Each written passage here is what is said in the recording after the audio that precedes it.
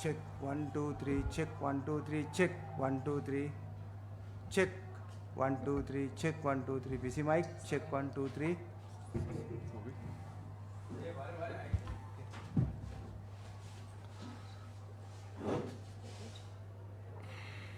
Both cameras okay?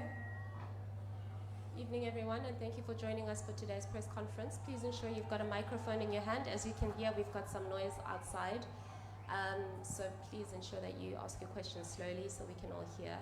And a reminder to please ensure that all mobile phones are either on mute or they are on vibrate for this session. And also no photos, no videos during these sessions. Thank you. You can go ahead. Mitch, how's the feeling in the group after that one? Oh mate, yeah, pretty shattered group. Yeah, disappointing to lose that game, but yeah, fair play to Sri Lanka. So the way they batted, they outplayed us, but the boys are hurting. Can you talk us through the decision to leave Matt Renshaw out of the side? He was your leading sort of run scorer leading into this match. Well, I had to come back in, so that was probably the main reason. I guess sort of lost your way through the back end of that innings there. I guess talk us through that, especially given that the lead in with the series in Pakistan and the spin playing a big role there and spin playing a big role here. How much of a factor was that? And I guess the play against spinning amongst the group, how much of that being focused? Yeah, look, I think it was probably just execution tonight. You know, that full strength batting lineup has got some of the best players of spin in Australia, or the best players of spin in Australia. So it was probably more just execution tonight, and I thought Sri Lanka pulled it back beautifully. We were a few short after the start that we got. We probably knew that going into the second innings, but we had great belief that we'd get the job done, but yeah, we were outplayed. How much did, I guess, the moving parts at the start of the tournament, like this group has played a lot together over the past 12 months, but still those guys coming in and out to start the tournament, and you probably didn't get your best side on the park until tonight, really. Yeah, look, I think if you look back over the last 2 years in the white ball squads, we've had moving parts every tour, every game, so that's something that you sort of force into at times. But yeah, we were just outplayed tonight, and yeah, disappointed.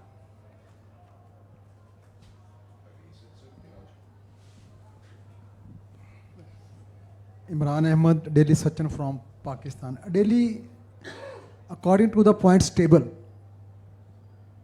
your team impossible to reach Super 8. It is the first time the Australia will not qualify the next round of this event. What are you saying? It is a situation. I think is it still technically possible?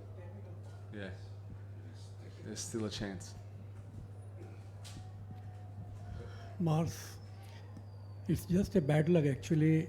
You are one of the best opening partnership, 104 runs in 8.3 overs. It was a fantastic platform made by you and Head.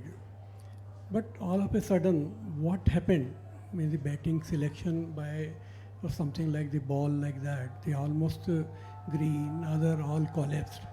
Was it the dew factor or spinners were doing quite good? Because 180 runs is also a good score here. But even if you would have made 220, today it seemed it could have been scored.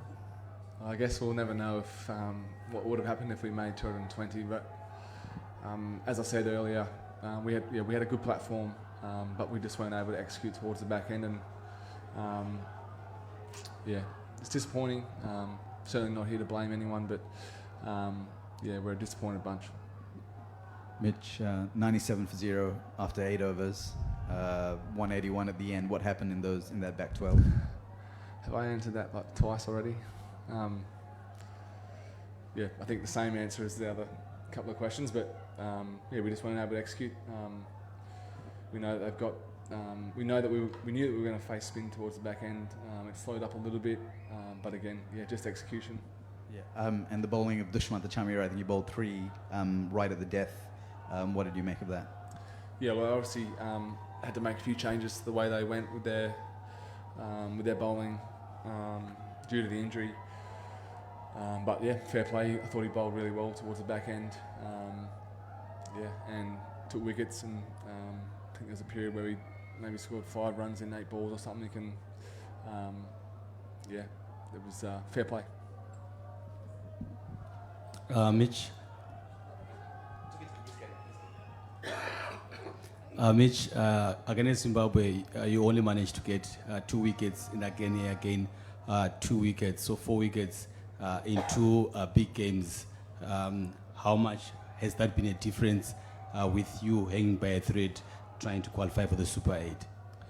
Oh yeah, look, Zimbabwe batted really well, but you're right, we weren't able to take as many wickets and apply as much pressure as we would have liked to. And I thought tonight, Nissanka he played brilliantly, and taking our situation and our team out of it, you take your hat off to someone when they score 100 off 50 balls in a World Cup match in a tight run chase at this stage of our group. So yeah, take my hat off to him, and it was an incredible innings, and we didn't have many answers for him tonight. Hi Mitch, like if you look at the 10 over mark in both innings, the teams were fairly evenly placed. Obviously it went very awry for you in the second half of your innings, but how different was the conditions in the second half of the Sri Lankan innings? Was there a lot of dew, and was that why there was, I mean, we saw in the first innings that the ball was gripping and turning. Was that not the case in the second innings? Why was that Sri Lanka were able to accelerate post that 10 over mark? Yeah, I don't think there was much dew. It didn't feel dewy. I'm not sure if the wicket got better. I didn't feel that way.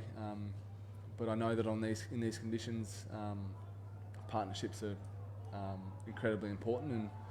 And if you look at the 2 innings outside of our opening partnership, we just weren't able to form a good one to get going again. And so yeah, that's probably the difference in the game. Last 2. Mitch, a lot of players came on in good form from the Big Bash League, but then you went to Pakistan, and you now lost a couple on the trot here. Is there a sense that the team's kind of lost momentum as a group, or what's happening kind of broader? Yeah, look, it's a question. I guess Pakistan was a fairly different group to what we had here. We understood that going into it. There were some guys that couldn't be there due to injury and coming back. So we accepted that going to Pakistan. It's tournament play. You lose a game that you shouldn't. With all due respect to Zimbabwe, they played fantastic. And you're under the pressure, and tonight we were outplayed. So that's the position we find ourselves in. Mitch, how is the injury? It looked like you landed awkwardly there trying to stop a ball. Yeah, probably didn't need to. Well, I did need to dive, but I was a little bit sore, but I'm absolutely fine, and yeah, I'll be sweet. How hard is it when, I guess, how much does it upset your plans, I guess, when it looked like, especially in the last game, Zimbabwe blunted the effectiveness of your 2 senior bowlers in Alice and Zampa, and then they kind of did the same again tonight. You kind of have to get their overs out of the way early. Is that kind of a bit of an upset to sort of bowling plans, when they blunt your sort of 2 most effective bowlers, I guess? Yeah, well, they're certainly our 2 most experienced players. No doubt we went to them whenever we were sort of under pressure. Yeah, I haven't had a chance to really think about how they played tonight in terms of tactics and stuff, or had a look at it, but yeah, they played well. And do you watch the Ireland game tomorrow, the Ireland-Zimbabwe game, as a group, or do you sort of just go separate ways? And I dare say that we'll all be watching it. Whether or not it's together or not, we'll wait and see, but yeah, what do you say, the luck of the Irish, eh?